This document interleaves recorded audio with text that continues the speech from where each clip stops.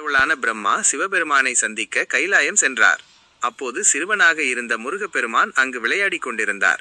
பிரம்மா தன்னை ஒரு பெரிய படைப்பாளி என்ற கர்வத்துடன் முருகனை சரியாக கவனிக்காமல் கடந்து சென்றார். முருகனின் கேள்வி. குழந்தை முருகன் பிரம்மாவை அழைத்து, நீ யார்? உன் வேலை என்ன? என்று கேட்டார். அதற்கு பிரம்மா, நான் தான் பிரம்மா, உலகை படைப்பவன் என்று கர்வத்துடன் கூறினார்.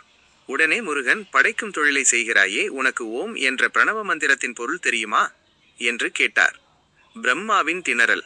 வேதங்களின் தலைவனான பிரம்மாவிற்கு ஓம் என்ற சொல்லின் ஆழமான அர்த்தம் தெரியவில்லை. அவர் தடுமாறினார். இதனால் கோபமடைந்த முருகன், அடிப்படை மந்திரத்தின் பொருள் தெரியாத நீ எப்படி உலகை படைக்கலாம் என்று கூறி பிரம்மாவை சிறையில் அடைத்தார். தானே படைப்பு தொழிலையும் ஏற்க தொடங்கினார். தந்தைக்கு உபதேசம். சுவாமிநாதன். விஷயம் சிவபெருமானுக்கு தெரிந்தது.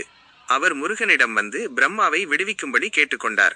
சரி, பிரம்மாவிற்கு தெரியவில்லை, உனக்கு அந்த பொருள் தெரியுமா என்று சிவன் கேட்டார். முருகன் புன்னகையுடன், தெரியுமே, ஆனால் சீடனாக இருந்து கேட்டால் மட்டுமே குருவாக இருந்து உபதேசிப்பேன் என்றார்.